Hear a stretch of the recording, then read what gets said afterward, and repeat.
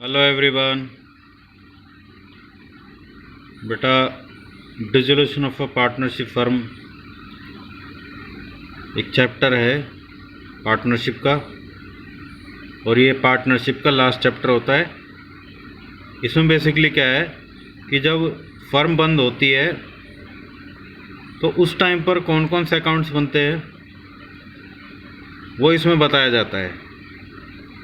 क्योंकि फर्म बंद हो रही है तो सभी असेट्स और सभी लाइबिलिटीज़ को चेक किया जाता है, कितने हमारे पास असेट्स है, यानी कि हमारा खुद का पैसा, खुद की प्रॉपर्टी कितनी है और कितना हमें पैसा चुकाना है, आउटसाइड लाइबिलिटीज़, इंटरनल लाइबिलिटीज़, कितना पैसा चुकाना है। अब इंटरनल लाइबिलिटीज़ में तो ये पार्टनर्स की कैपिटल वगैरह ये सारी चीज़ें आ जाती है। एक्सटर्नल में जो बाहर से पैसा उधार लिया हुआ है, क्रेडिटर्स वगैरह है, बैंक ओवरड्राफ्ट है, ये सारी चीज़ें आ जाती हैं। तो बेसिकली वहाँ पर एक मेन अकाउंट बनता है, वो है रियलाइजेशन अकाउंट। इसको हम हिंदी में बोलते हैं वसूली खाता। और इसका नेचर क्या है, ये एक नॉमिनल अकाउंट है। Debit all the expenses and losses, credit all the incomes and gains. तो इसमें बेसिकली क्या किया जाता है, आपको बैलेंस शीट दी गई होगी और बैलेंस शीट में आपको क्या करना है, वो एसेट्स जो कि कैश में कन्वर्ट किए जा सकते हैं, दोबारा रिपीट कर रहा हूँ, वो एसेट्स जो कैश में कन्वर्ट किए जा सकते हैं रियलाइजेशन अकाउंट के डेबिट साइड पर ट्रांसफ़र करने हैं। अब सोचने लगोगे नॉमिनल अकाउंट है और एसेट्स को डेबिट साइड पर ट्रांसफ़र कर रहे हैं, मतलब डेबिट पर एक्सपेंसेस और लॉसेस आते हैं।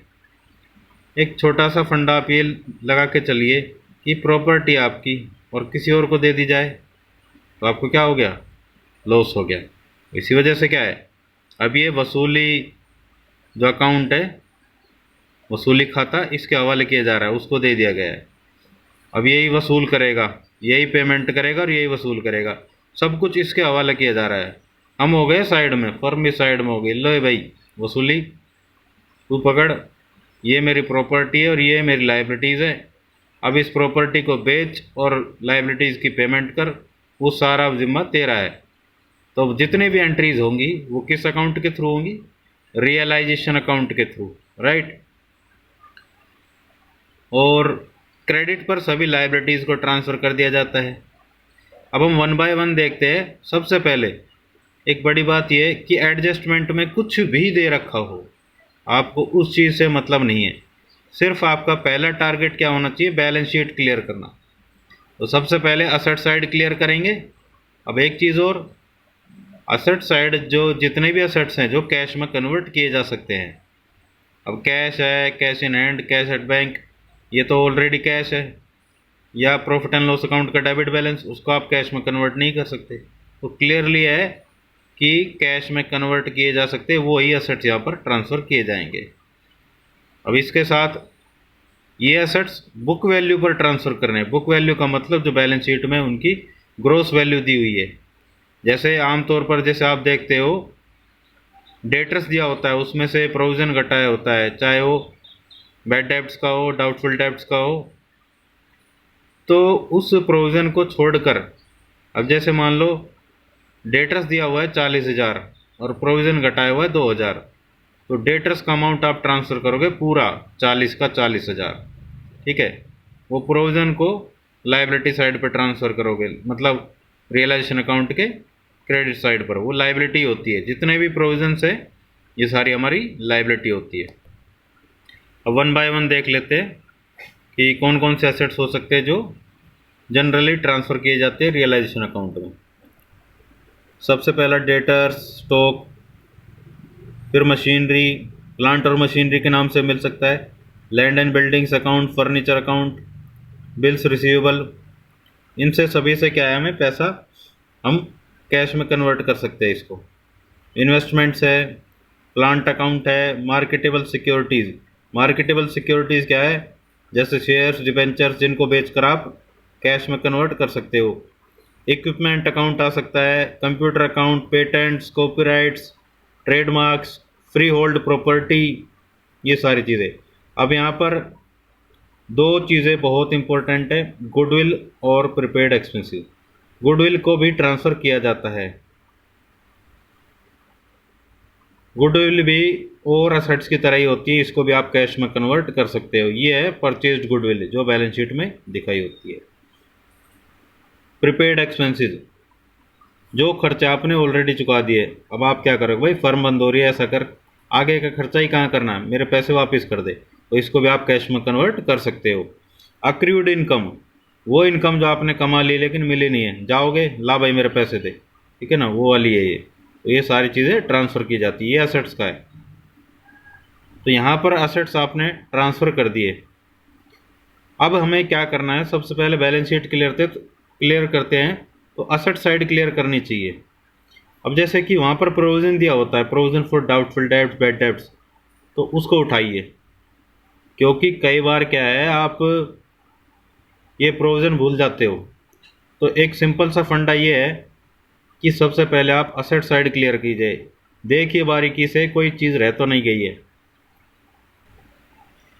जनरली जैसे प्रोविज़न फॉर बैड डेब्ट्स होता है या प्रोविज़न फॉर डाउटफुल डेब्ट्स, ये डेटर्स में से घटा होता है, तो सबसे पहले इसको ट्रांसफ़र करेंगे असेट साइड से।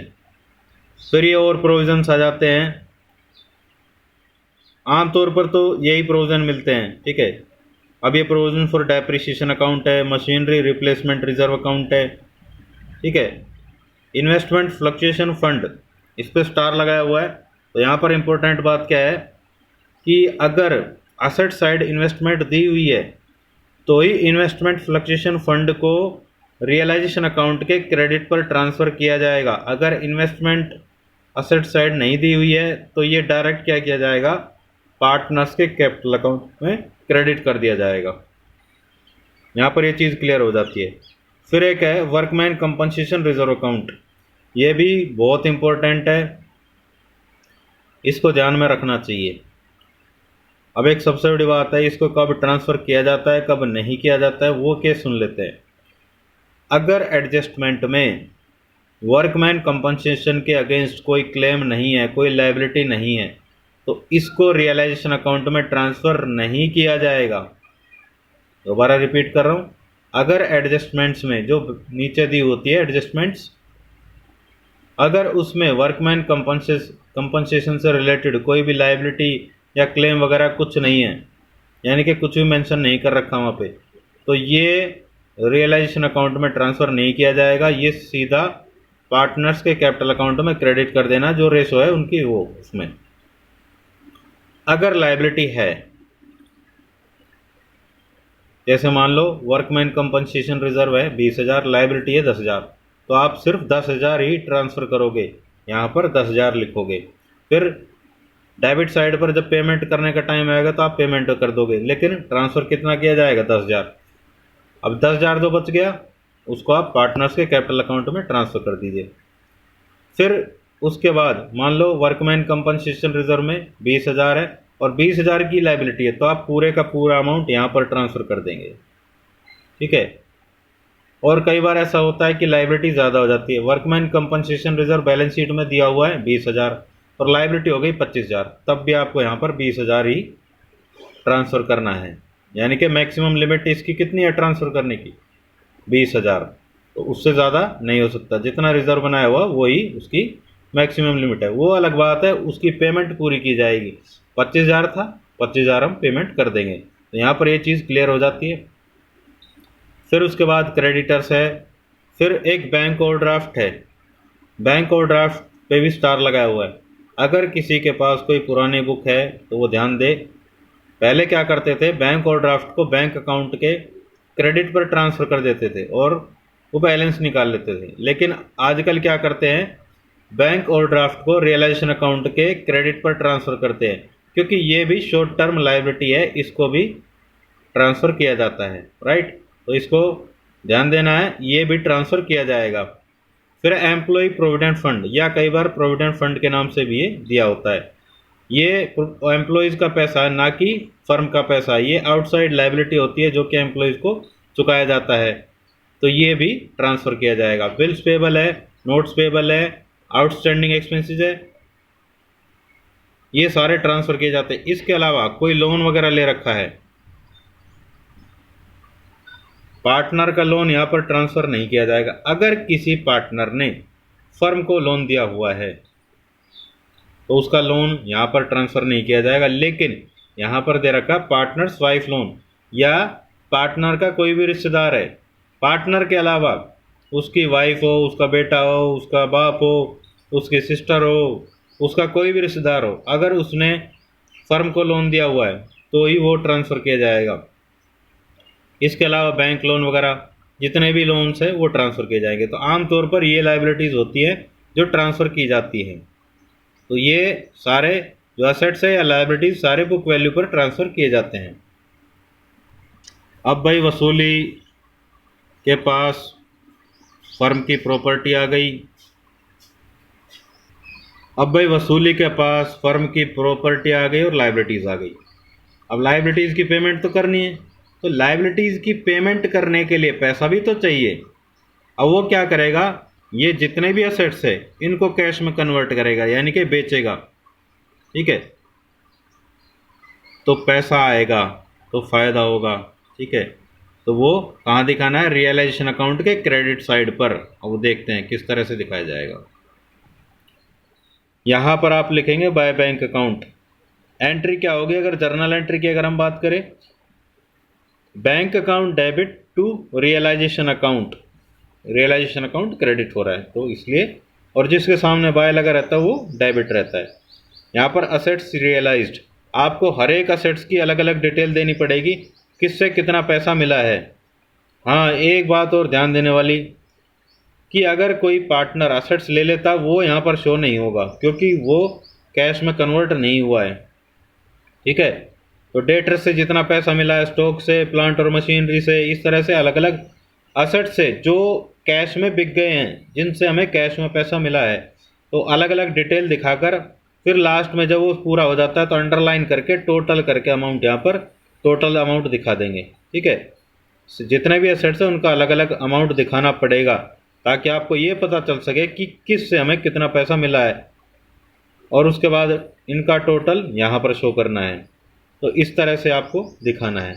इसके अलावा कोई अनरिकॉर्डेड असेट हो सकता है, अरे ये तो रिकॉर्ड ही नहीं किया था, कोई टाइपराइटर रह गया या कुछ भी रह गया, फिर उसको आप बेचोगे बाय बैंक अकाउंट, उसका भी अमाउंट यहाँ पे लिख देंगे। राइट, फिर उसके बाद जब आपके पास पैसा आ गया, इसके साथ चलो एक चीज़ और देख लेते हैं। अगर कोई पार्टनर असेट ले लेता है तो उस पार्टनर को उतनी ही कैपिटल कम मिलेगी, क्योंकि फर्म की प्रॉपर्टी थी, पार्टनर ने ले ली। अब क्योंकि फर्म पार्टनर को उसकी कैपिटल का अमाउंट चुकाएगी, अब ऑलरेडी उसने कुछ असेट लिया हुआ है तो उसको उतना पैसा कम मिलेगा। अब एंट्री क्या होगी, जर्नल एंट्री। इस चैप्टर में जर्नल एंट्रीज बहुत इंपॉर्टेंट है, कई बार फाइनल एग्जाम में जर्नल एंट्रीज भी पूछ ली जाती है लेजर के अलावा। तो जर्नल एंट्री क्या होगी, partners capital account debit to realisation account. ठीक है, अब यहाँ पर एक चीज़ और है, जो भी वो असेट्स लेता है तो उसके बारे में यहाँ पर क्लियरली मेंशन करना है। फर्नीचर लेता तो फर्नीचर टेकन, स्टॉक लेता स्टॉक टेकन, जो भी असेट लेता है वो दिखाया जाएगा। तो इससे पार्टनर का कैपिटल अकाउंट डेबिट होगा। राइट, अब हम आ जाते हैं, जब हमारे पास पैसा आ चुका है तो लाइबिलिटीज़ की पेमेंट करना स्टार्ट करते हैं। तो यहाँ पर आप पेमेंट करना स्टार्ट करोगे to bank account. Journal entry क्या होगी, realisation account debit to bank account, जितने भी लाइबिलिटीज़ की पेमेंट करोगे यहाँ पर भी इसी तरह से दिखाना है। जैसे वहाँ उधर एसेट्स का दिखाया है, क्रेडिटर्स का कितना दिया है, आउटस्टैंडिंग एक्सपेंसेस का कितना दिया, अलग अलग चीज़ों का कितना दिया है, वही टोटल करके यहाँ दिखाएंगे। राइट, तो इस तरह से लाइबिलिटीज़ की पेमेंट की जाएगी। अब यहाँ पर एक ध्यान देने वाली बात क्या है, एडजस्टमेंट्स में